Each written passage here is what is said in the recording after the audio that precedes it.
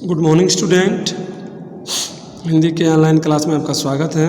इस समय हम लोग चैप्टर 7 हिंदी में पढ़ रहे हैं बसंत में, जिसमें चैप्टर है पापा खो गए। देखिए, पापा खो गए नाटक के माध्यम से कवि ने एक बहुत बड़ी बात कहने की कोशिश की है कि इस भागा दौड़ी के समय में मनुष्य केवल अपने बारे में ही सोचता रहा है, अपने हितों के बारे में, अपने भौतिक चीज़ों के जुटाने में, अपनी उनकी सुख सुविधाओं को जुटाने में लगा हुआ है। लेकिन उन्हें इस बात का भी ध्यान देना चाहिए कि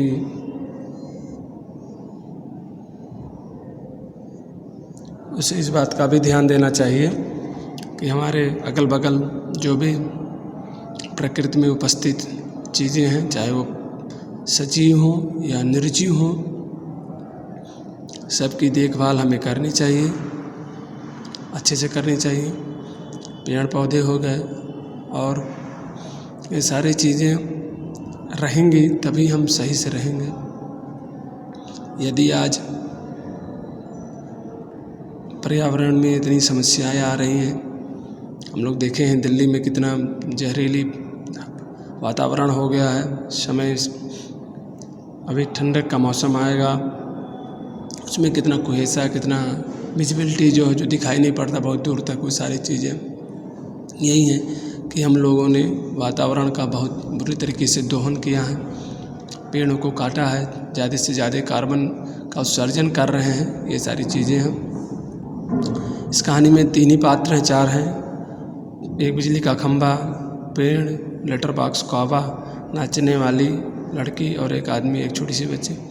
इस कहानी के माध्यम से यही बताया गया है कि देखिए किस तरीके से इन लोगों का भी, जो निर्जीव या सजीव पेड़ पौधे जीव जंतु हैं, इनका भी एक अपना संसार है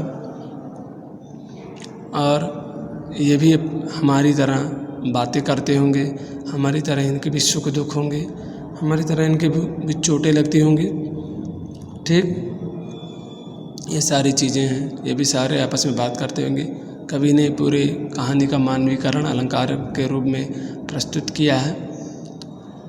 हम सब में, कवि ने सब में प्राण तत्व माना है। सभी आपस में एक दूसरे से बात करते हैं। पेड़ खंभे से बात करता है।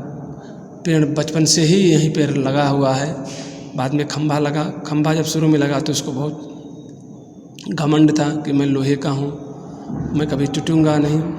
जैसे गांव में, समाज में बहुत से लोग होते हैं कि अमीरी और अपने पैसे, अपने बल का, अपने रूप का घमंड करते हैं। ठीक उसी तरीके से लोहे का खंभा भी करता था कि मैं तो बहुत मजबूत हूँ, मुझे कुछ होगा नहीं। लेकिन एक बार जब हवा चली और वो टेढ़ा होकर गिर गया, मैंने टूट के गिरा, तो पेड़ ने उसे बचाया, पेड़ ने उसे सहारा दिया। तब से वो इस बात का एहसान मानने लगा और पेड़ से उसकी दोस्ती हो गई। लेटर बॉक्स, इसी बगल में एक लेटर बॉक्स है जिसमें सभी लोग अपने चिट्ठियाँ डालते हैं। लेटर बॉक्स क्या करता है, टाइम पास करने के लिए, सभी को हंसाने के लिए क्या करता है, जो भी चिट्ठियाँ आती हैं उनमें से कुछ चिट्ठियों को पढ़ता है और फिर उनको मोड़ के रख देता है। वो कहता है कि सब लोग डांटते भी हैं, कौवे, खंभा, पेड़, और कि किसी की चिट्ठियाँ नहीं पढ़नी चाहिए, ये गुप्त हैं। तो वो भी कहता है कि इस संसार में इतना कष्ट है, इतना मैं भी आनंद लेने के लिए ही चिट्ठी पढ़ता हूँ। ठीक है। उसके बाद आपका पेड़ है। पेड़ मैंने बताया जैसे बचपन से ही वहाँ पे लगा है। बताता है कि जब हम बचपन में थे तब हमारे पेड़ के नीचे बहुत से बच्चे खेलते थे, ये सारे करते थे। इतनी आबादी नहीं थी, इतना घना शहर, जनसंख्या कम थी। कौवा बताता है कि मैं किस तरीके से दिन भर इधर उधर घूमता रहता हूँ, सारी बातें बताता है। और उसी के सामने वाली दीवार पे एक पोस्टर लगा हुआ है, फिल्म है कोई, है एक पोस्टर है, पोस्टर में नाचती हुई लड़की का पोस्टर लगा है। ये सारे लोग बातें करते हैं। तभी यार रात्रि के समय में कोई व्यक्ति छोटी सी 4 से 5 साल के बच्चे को अपने कंधे पे लाद के लाता है। उस समय बच्ची सोई हुई रहती है। जो आदमी उस बच्चे को उठा के लाता है वो काफ़ी समय से भूखा रहता है।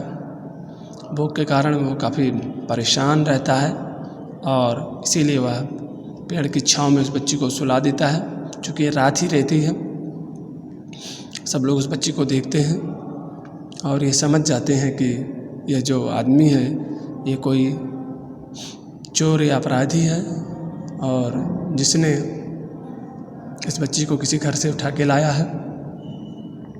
फिर ये भोजन की तलाश में जाता है। कौवा है जो और सब लोग मिलके बात करते हैं। इन सभी को बात करते हुए देखकर बच्ची जग जाती है। पहले लोग तो छुपाते हैं कि हम लोग बात नहीं कर रहे हैं, फिर धीरे धीरे सब लोग उस बच्ची से बात करते हैं। बच्ची बहुत अच्छे से उन लोगों से बात करती है, खेलती है।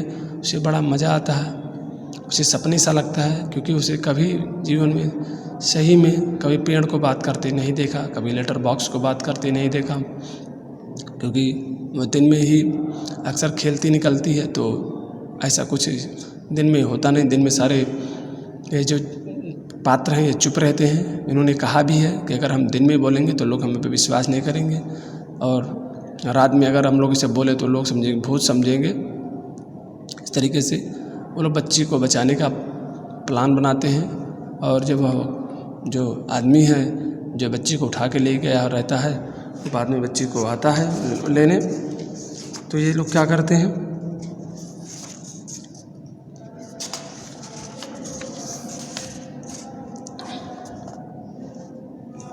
ठीक है, ये लोग बच्ची को बचाने के लिए क्या करते हैं, आदमी की तरफ पीछे से तेज़ से दौड़ने लगते हैं।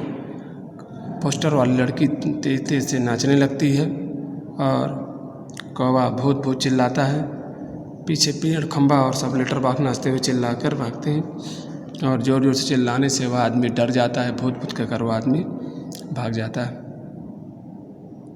इस तरीके से कौवे की सूझबूझ और अन्य सभी लोगों से देखकर वो बच्ची की जान बचा लेते हैं। बाद में जब बच्ची का नाम, गांव, पिता का नाम पता करते हैं तो पता चलता है कि बच्ची को कुछ नहीं पता और बच्ची को सब याद ही नहीं है। इसीलिए इस शीर्षक का नाम है पापा खो गए। और सुबह सब लोग ये चीज़ें उस पोस्टर पे लिखा पता चलता है कि पापा खो गए और इस तरीके से पर्दा गिरता है कहानी का, ठीक है।